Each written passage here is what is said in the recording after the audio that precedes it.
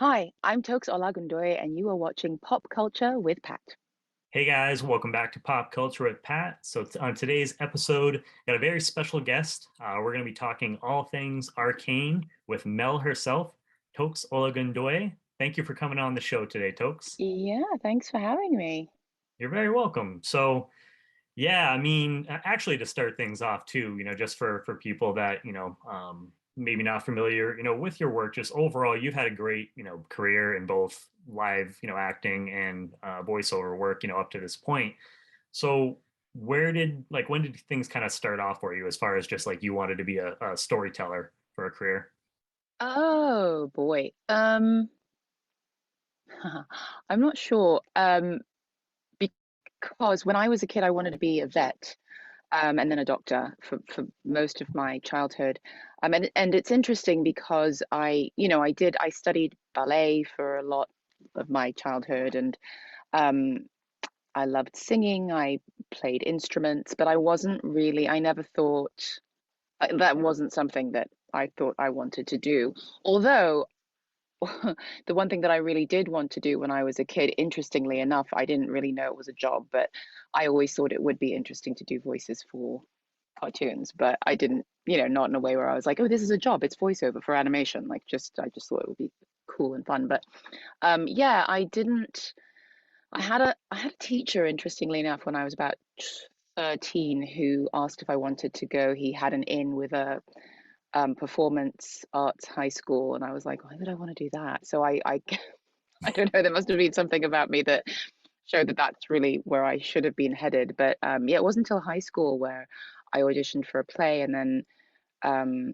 the drama teacher there asked me to take drama as a course, and then I did, and then I went to university still planning on, well, at that point I was going to do law because I was having nightmares about killing someone during my residency. So I still applied to one school for pre-med, but I ended up going somewhere where I could probably more focus on law. And then I ended up doing theater because that ended up being what I really wanted to do. But even then, I did not think that I would be able to make money as an actor because you know, it's it's sort of unrealistic, really. I mean, even people who have semi-successful careers have side jobs because even if you work once or twice a year, it might not necessarily pay all the bills. So I thought I'd just, do some regional theatre here and there, and then I would work in a theatre company. So I originally worked in a theatre company in New York, and then yeah, I don't know, I was submitting myself for stuff just to do for fun, and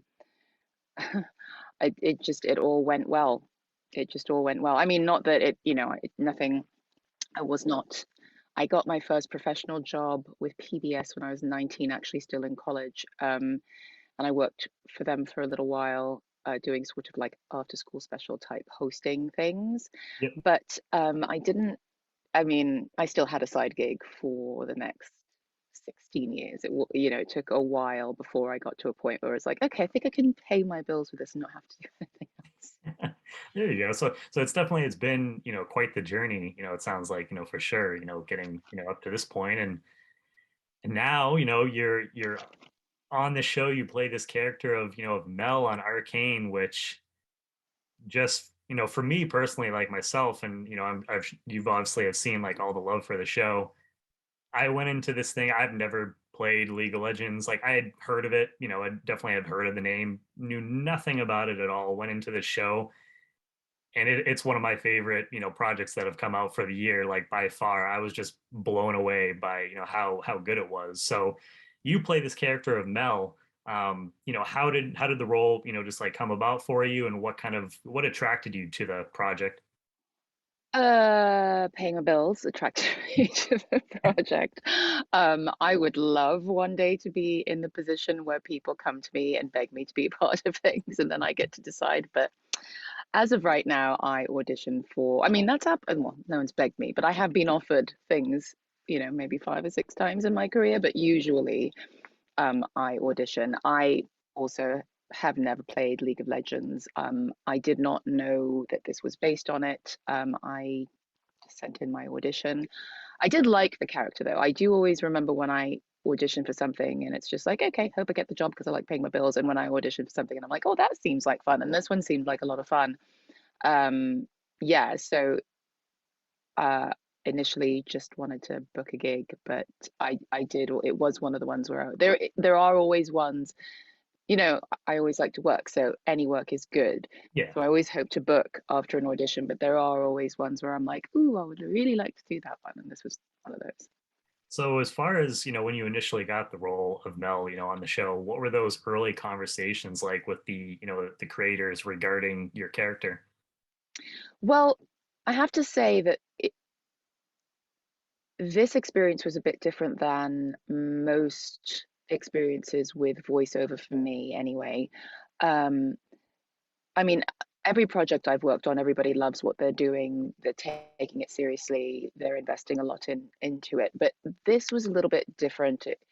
It clearly was a full-on labor of love, and there was a lot more time taken and care taken to explain exactly what was going on at every single moment.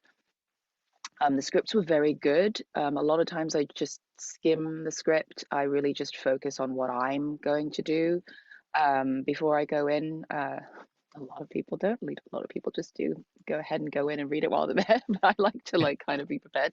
Um, and I found myself reading more and more and more of the scripts as I was going along and being like, oh God, this is really good. And Christian and Alex were really, really careful to I mean, the amount of time that they would book for sessions was like two, three times longer than I am used to. And I'd be like, oh, we'd be done early. But we weren't because that time was not just for recording. That time was also because they wanted to make sure that I really understood where I was in the world, in the scene, in the moment. And it really helped with my performance. It really did. Because a lot of times I just, I kind of do what I think is going to be best. And then I watch it and I'm like, ooh, if I'd known that, then I wouldn't have, Yeah. um, and they made it very clear that there were no moments when I watched the finished product where I was like, ooh, I wish I'd known that. Like the whole time I was like, yep, cool. Okay, good. Okay, good. They got me there. They got me there. So yeah. Yeah. So I mean, and you can tell. I thought I had read something, but it was like another interview or something online that, I mean, this was like in the works for, it was like 6 years or something like that that they've been working Yeah. on it, which is I worked on it for about 3 years, but they had been working on, I mean, the pilot was done before I ever got hired. So that was when I realized it was a big deal. When I watched the pilot, I think I'd recorded maybe 2 or 3 episodes and they invited me to the Riot campus. And first of all, when I got to the Riot campus, I was like, what's this now? It's like, what's happening? Why? Okay. That place is amazing. And then I was sitting in a theater by myself watching this pilot, which was the most amazing animated thing I'd ever seen. And I was like, oh, hold on a second. Wait a minute. Hold on, hold on, hold on. This is a lot of responsibility all of a sudden. I was like, I mean, there were a couple of points where I had to like really try not to like just like burst into tears because I was like, this is so amazing. Wait, I get to be part of this? Really? This is what okay. Yeah, I mean, this whole experience has been very emotional for me and a really good experience. Yeah, and you can just, I mean, you can tell, yeah, the animation is absolutely gorgeous. I mean, that's one of the things that when, I'd heard about, the show coming out like on Netflix, and I didn't like watch it like initially, like once it came out, but then I started to just like hear, more people talking about it, and I was Yeah, like, okay, I got to check this thing out. So I watched the trailer and I was just like, wow, like the animation in this thing like looks amazing.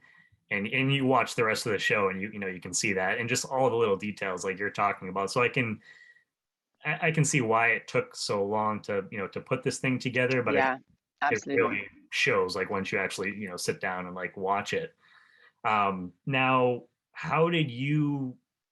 I mean, obviously, like the writers have kind of like what they have in mind for the characters, but when you were sitting down to prepare like for Mel, like how did you want to portray that character? And was there any kind of like inspirations, anything you took as like an inspiration to that you wanted to bring to this character? I I used to very much show up for the first day of work on a show with a very solid idea of what I wanted. And I would have done a lot of research beforehand. And I haven't done that in years because I realize that for me anyway, that actually holds me back and it hinders me because it creates a situation where I'm sort of fighting against what the creators and the director want. Yep.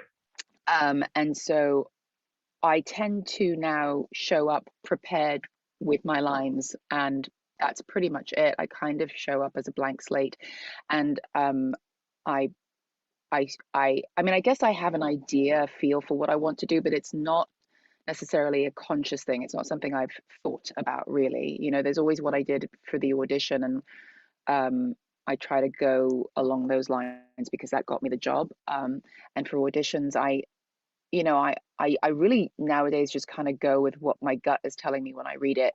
Even when I read the description of the character, sometimes if I read the script and it doesn't go with that, I won't go with the description of the character. I'll go with how it hits me. But then once I get to work, um, you know, I will do it that way, and then however I am guided is where I will usually and generally go because these are people who know what they're doing, and then Yeah. I mean, for live action, you've also got hair and makeup and wardrobe, and that has all been discussed with the producers first. So I I tend not to, the fussiest I get is that I like all my makeup and hair products to be vegan. That's it. But regardless of that, I'm like, you guys build the character, and then you'll help me get there. I'll kind of like work off of that.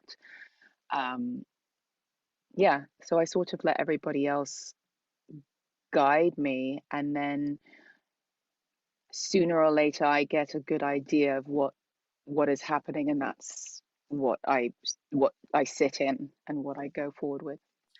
And with Will with Mel like herself, did it help that because she's not like a League of Legends champion like herself? Did that help? Will it give you like a little bit more freedom? And I'm sure like the writers too are just I um, mean, I don't know because I had never played it. I didn't know that I didn't know that the game existed until I think until right before we were doing the first press tour for it because they were having that big competition. So I didn't know. I did not really know until that point, and I was like, wait, this is what? So I had no idea. Um, I mean, I'm sure at some point, Alex or David or Christian had mentioned it to me. I should point out that at that time I was also pregnant, so a lot of stuff that you are told when you are pregnant goes in one ear and out the other. So yeah, I don't. I that's don't fair. I don't remember if anyone told me, but I did not, I did not know. So Which might have been a benefit, like in your case, just not yeah, knowing as little as possible, just going into the show and just letting kind of the character, like flow, like you said, the way that you were, directed and how they wanted to bring this yeah. character, to the show. Yeah, I mean I've done other like reboots of shows and very I can't think of one instance where I've gone and watched the old thing because I don't, if they tell me to, I'll do it. But otherwise I'm like, let me not anchor myself to that. Let me go in and see how everyone else is doing. And if that's what they want and I'm not doing it, they'll tell me to go watch it and I'll watch it and that's what I'll give them. But Yeah, kind of do your own thing. yeah, Yeah, no, that makes sense. And I definitely wanted to talk to you about the relationship between Mel and her mother in the show. It's very interesting, to say the least. She's family, so you can tell that she does like love her. Like there's like a part of her that definitely loves her, but at the same time, do you feel by the end of the show, and heads up, guys, I probably should have said this before, but there is going to be maybe some spoilers. So if you haven't seen the show, just a heads up. But by the end of the show, where she takes her ring off, do you think that's kind of like her symbolizing that she's trying to really kind of distance herself from that part of her life? I don't I don't honestly think that she knows if that makes any sense. I think that a lot of the characters, I think that one of the common things that many of the characters in Arcane have in common is that they have all been abandoned by the people who were supposed to have taken care of them as children. Some of them have been abandoned and then abandoned again. Yeah. Some of them because their parents chose to leave, some of them because their parents were taken away from them in one way or another. Um, so I think that that's a through line that they all have. And I think that it's an interesting story of how they have all made their way and where they have gotten to. And I think that they all have personality traits that are kind of built on the wounds of being abandoned and what has happened to them as a result. And I think that one of the interesting things about having pain because of abandonment is that there are things you react to and you don't really know why. It's definitely rooted in that. But I think there's always a push pull of like, I don't want you, but I do want you, but I don't want you, but I do want you, like that sort of thing. Yeah. And I think that that is one of those moments where she's having that struggle and she might be trying to push herself in one direction, but is not necessarily making it all the way there. Because I think that one of Mel's weaknesses and strengths is that she is more sentimental and emotional than she would like to be, which I think is the reason why she was abandoned in the first place. Um, but it's also a really beautiful part of her, and I think that that is really I don't know this as a fact, but I think that when they show her painting, I think that that's sort of like a look into that part of her where you see this like very well put together woman at this giant table with the counselors, but then you see her with her head and like painting, and I think that kind of shows the juxtaposition and the kind of push and pull that goes on with Mel. Yeah, no, Mel was one of those characters. I remember like, first watching the show that initially, I was like, oh, this character, she seems like a little, manipulative. Like, when she kind of like first meets Jayce, like, seems like she has like her own plans, her own ideas, and she'll go about, getting what she wants like in her own way. And then like, I mean, like a lot of the characters on the show, very, complex. Once you get to the point where like her mom starts like coming in, and even when she starts, falling for, for Jayce, you see this, this completely different like side of her, and you start to like understand like, her motivations and why she kind of is the way she is. So Hmm. yeah, I thought, yeah, from when you first met her, it's like it felt completely different by the time we hit, that last like episode of season one. Yeah, I think, it's, as life goes on, there are certain things that I realize I'm like, oh, that you think that you understand the definition of something or how it works, and then all of a sudden you're like, oh, but maybe. And it's one of those things where it's like, what is manipulation? Yeah. Is manipulation necessarily bad? Is doing something so that you get what you want always a terrible negative thing? Or is it sometimes just an honest thing? I need this, I need to do this in order to get there, Yeah. Um, who knows? With Mel, some of it might be incredibly manipulative. Some of it might just be like what she thinks is best for, the moment, and she, does it. Yeah. No, She's not necessarily dishonest ever. I'll give no, her that. that's true. And another, relationship also, obviously with Jayce, we talked a little bit about that. Do you think that Mel expected to, fall as hard as she did for Jayce in season one? And what do you think that she, saw in him? Um, I don't know that she did, but I also don't. I think that Mel is one of those people who sort of frees herself self from expectation. I think that she's someone who knows that she might have to have a plan B, C, D, E, and change what what's coming at her or how she's reacting at any moment. So I don't know that she goes into things. I think she has an idea of um, what she is expecting from that specific thing, but the expectations of what actually is going to happen, I think, might be a little more fluid. Um, I do think that I think that her attraction to him is honest. I think that the attraction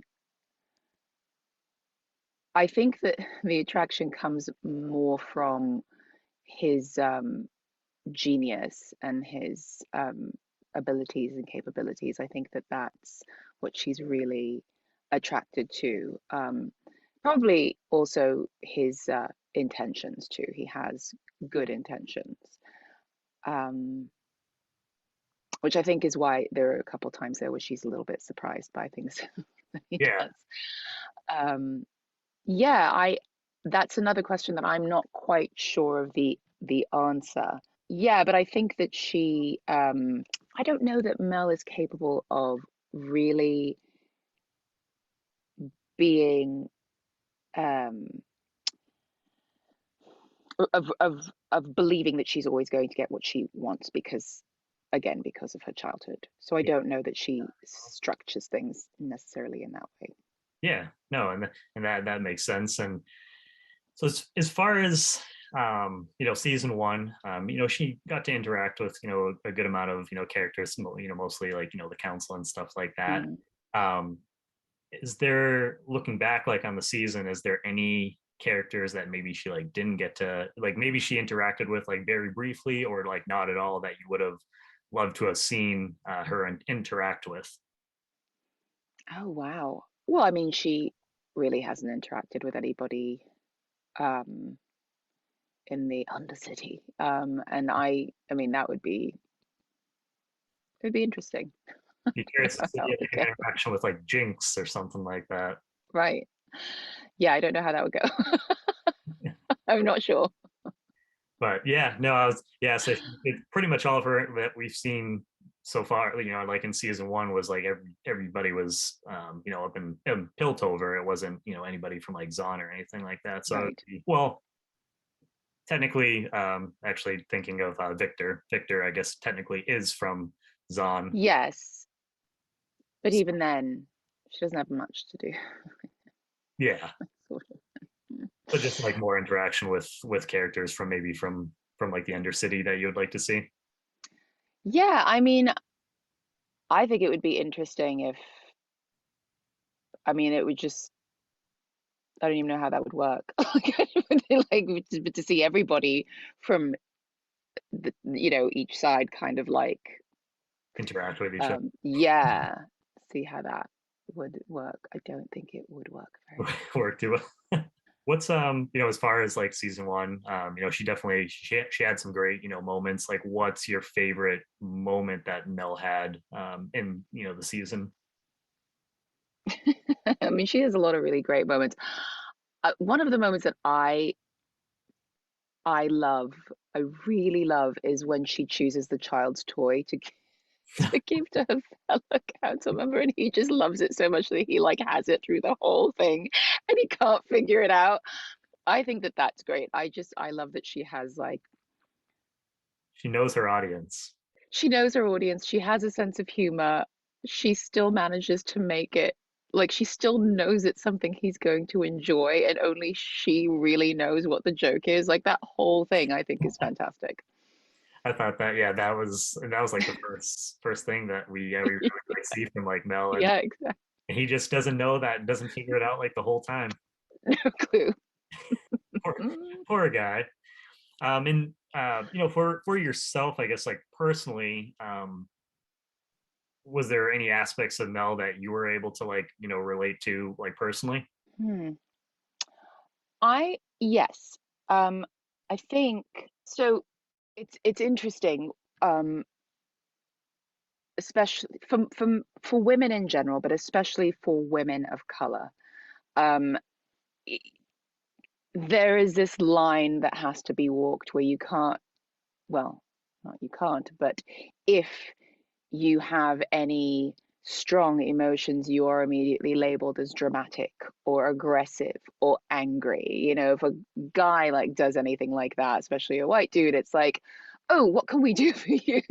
But like, for someone with like my shade of skin, um, it's oh God, she's just being dramatic. Oh, she's being difficult. Oh God, she's so angry. Oh, she's aggressive. And so we are taught to be um to learn how to react to things in a way that's calmer, in a way that's more level-headed, in a way that is logical and makes sense and all of that, so that we won't be painted that way, and so that people will be more prone to take us seriously or listen or like try to understand where we're coming from.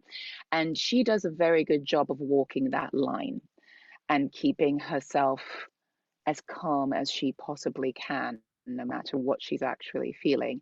And there are moments where you really do see her think about what someone else has said, and you can see that she's trying to figure out the best way to respond. And that is definitely something that I relate to, which I personally think sucks in society. Like, I think that like women and women of color should be able to react, you know, in an emotional way. Like, everyone has emotions. Emotions are fine. They're good, you know. So Exactly. um I think I hope for a day where a black woman can get emotional about something and raise her voice just a slight bit and people listen instead of calling her dramatic or aggressive. Yeah, no, and it's I think people freaking out over that. It's like it's so ridiculous. One of my favorite things about Arcane too for me is just I think the show has a lot of great female characters. Which is Yes. awesome. I think the Yes. writing for these characters, just in all the characters like overall, but all of them, females, very complex, and so that I always like personally myself, I always love, strong like female characters. It's just been something like my whole life. Like I'm just like always attracted to. I think that men who appreciate women and can see women as equals and can want to participate in creating equity and equality in that way, both for people of color and women, if they have the platform. I think it's a sign of them being raised well and having a good sense of security, because it means that you're not threatened by women, you're not threatened by people of other colors or other demographics or whatever. Yeah, I feel like when people are like, oh, cool, you're a little bit different and that's great, we're going to be fine, yeah, that's a good sign of the person that you're dealing with. yeah. No, I agree. For sure.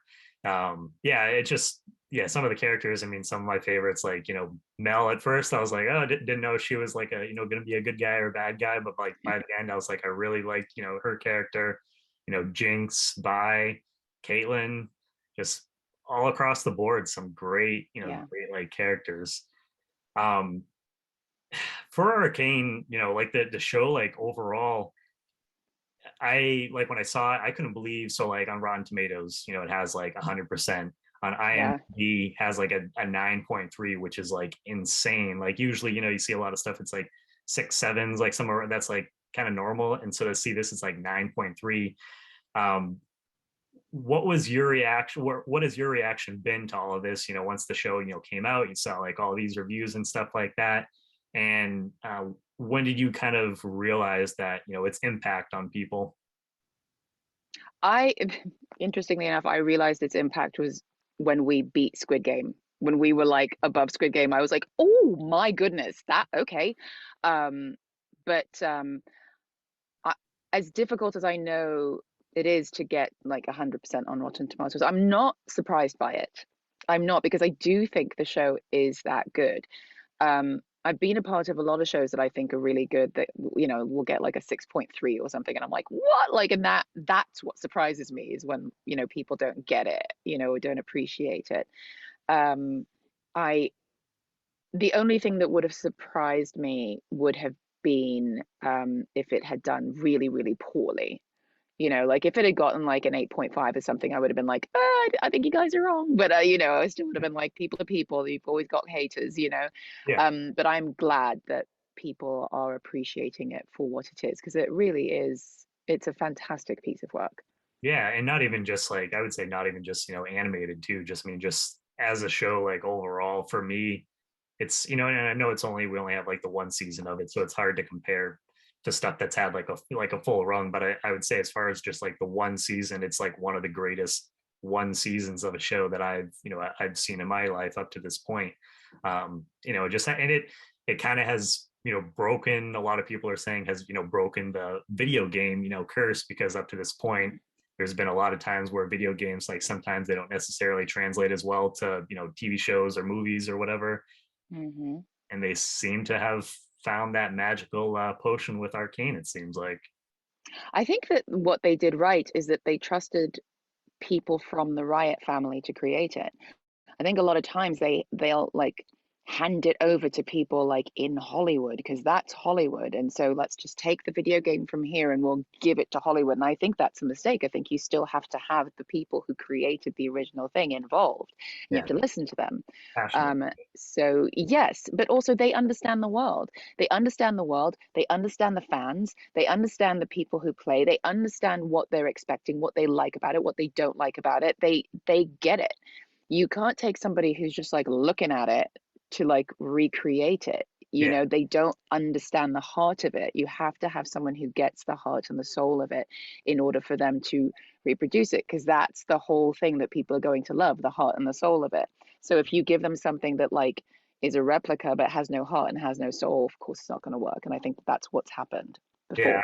I was gonna say, I think that the thing too is just that the show was great on its own. It didn't rely on people having knowledge of League of Legends going into it. You went in, you enjoyed the show because you enjoyed the characters, you enjoyed the Hmm. storylines that were going on. So, and I think that's the signs of like a, a good show, like overall. So I think they definitely nailed that. Well, yeah, I know you're very busy, Tokes. And as far as, just to kind of wrap things up, is there anything else you want to say to the fans, and where can fans catch you next, as far as anything that you can talk about, obviously? Yeah, I mean, I wish I could talk about it. At any given time, there's a whole bunch of stuff going on. As we said before, Arcane took 6 years to make the first season, so there's a lot of other animated stuff coming out that I'm excited about. I can't really say anything about it. But I mean, most recently, you can see me on the last season of Shameless. You can see me on last season of The Rookie. You can see me on a show on Disney Plus called Big Shot. Those are the most recent things. Um, and yeah, if you want to find me on social media, it's my name at, you know, Twitter or Instagram. I'm not really on Facebook that much. It's just not for me. But yeah, and insofar as saying something to the fans, you guys are amazing. Like to the Arcane fans, you are, I think, I mean, I'm not saying this, I love all the fandoms that I've, contributed a role to, but Yeah. the Arcane fandom is so full of acceptance and love. And I think it has something to do with the show itself. The show is full of misfits, and I think that it might attract misfits. And I know I'm a misfit, so I think that we are more accepting of other people, and we have a lot more love to give because we don't necessarily get shown that very much by others. So when we find our people, we're like, ooh, And I love that you guys are kind to each other, and thank you for being so kind to us and so supportive. And I'm just really happy that you're happy with the show. Well, and I agree with that, 100%. And thank you again, Toke, so much for, for coming on the show today, for doing this interview, for talking, all things, Arcane. It's been a blast. Thank you again for coming on and doing this. Yeah, thanks for having me. It's a good time. Hi, I'm Toks Olagundoye, and you are watching Pop Culture with Pat.